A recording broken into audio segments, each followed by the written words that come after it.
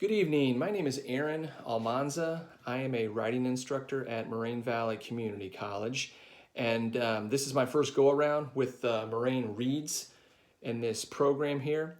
And before I get into the book that I'm going to talk about tonight, I just wanted to give a quick shout out to Professor Aaron Was for thinking of me way back in October, and here it is now early May that I'm finally getting around to doing this project. So, Amani, just thank you very much for thinking of me. I truly do appreciate your kindness and sincerity in this program, and again picking me for talking about reading. So tonight the book I want to talk about is called Blue Highways. It is by an author named William Least Heat Moon.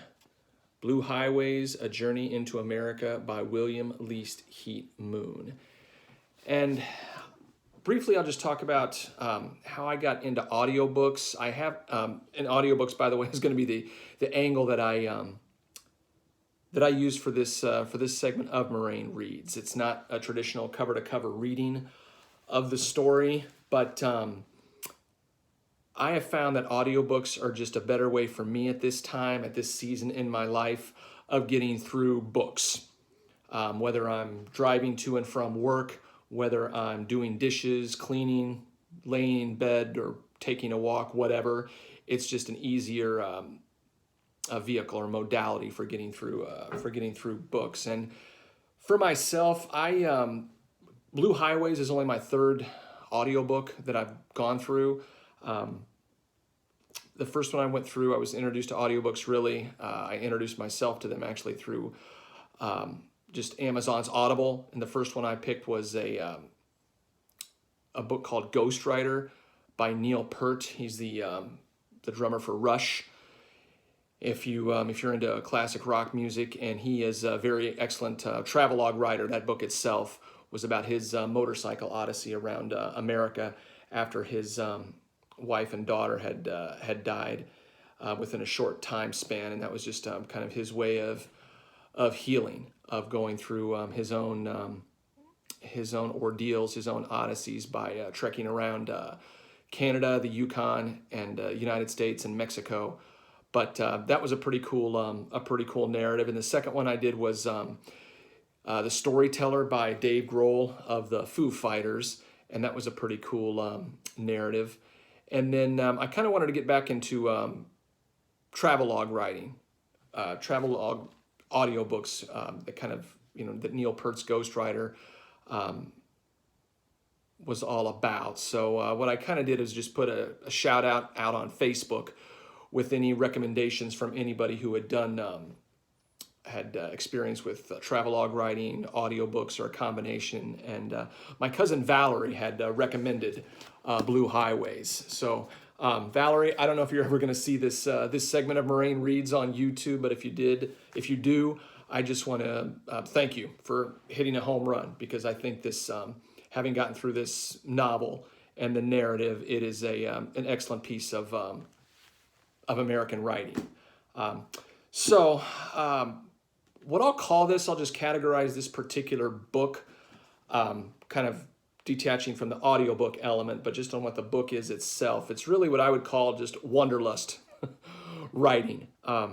As far as that very theme, I would call my early influences of travelogues or wanderlust writing would probably be John Steinbeck's The Grapes of Wrath, which I read back in high school. I think that kind of planted a seed of traveling across America without even me really realizing it. But a few years after that, the popular Jack Kerouac's On the Road, which my sister had introduced me to, was also an early influence.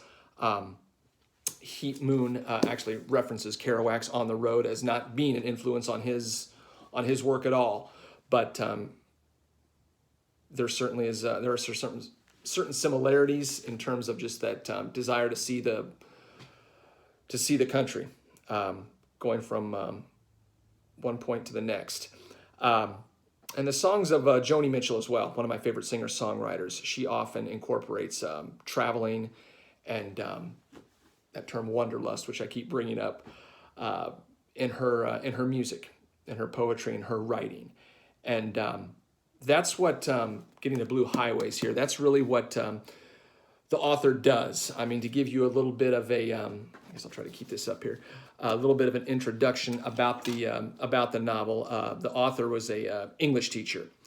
It actually takes place in the late 1970s, but he was an English teacher and had lost his position due to low enrollment at the college he was teaching at. He was also in the midst of a divorce with his marriage, so he ended up just getting in a vehicle that he called ghost dancing. It was like a kind of a van, I guess I'll just call it that.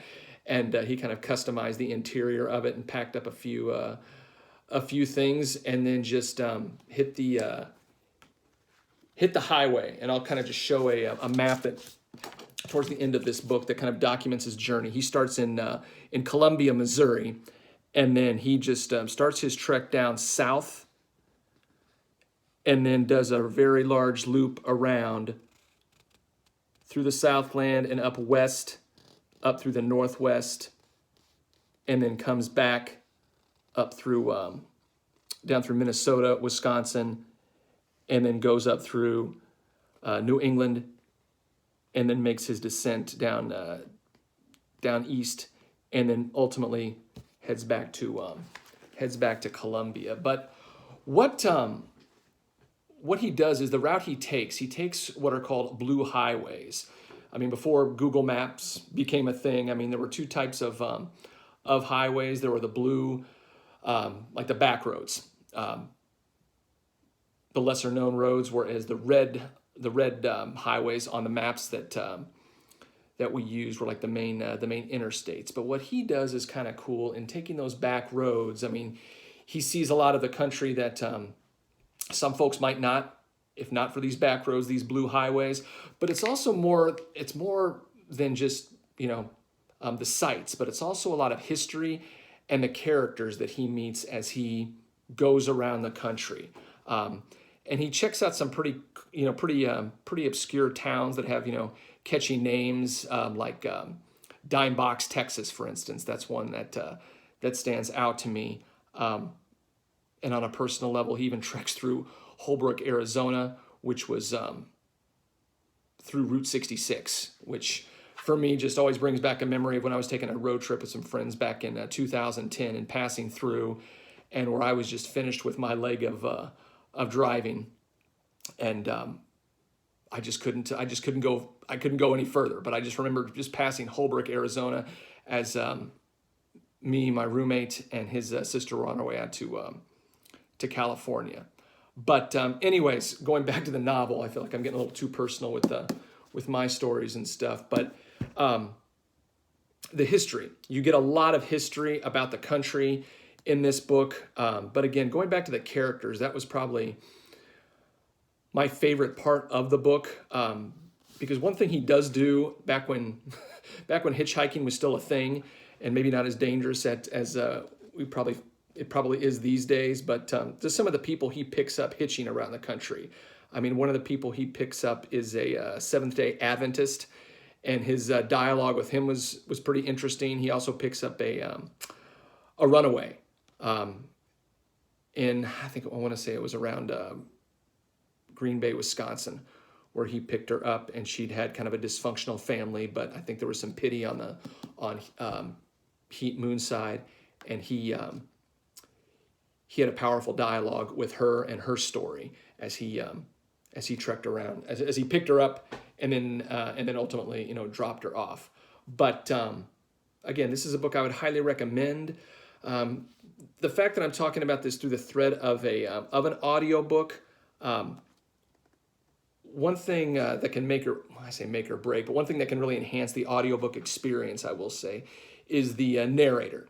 And although Heat Moon isn't the narrator for this particular book of his, a man named Joe Barrett, who I really think just does a great job with capturing the voices of male, female, different dialects of people around the country, that he does an excellent job. And that's another reason why I would recommend this book, Blue Highways, with the audiobook, because he can really make a a humorous twist with the dialects that he incorporates in the writing. I mean, it's just, he won't put you to sleep. I promise you. Just give this book a chance, and you'll really get a taste of America. You know, in the late 70s. I mean, I kind of like that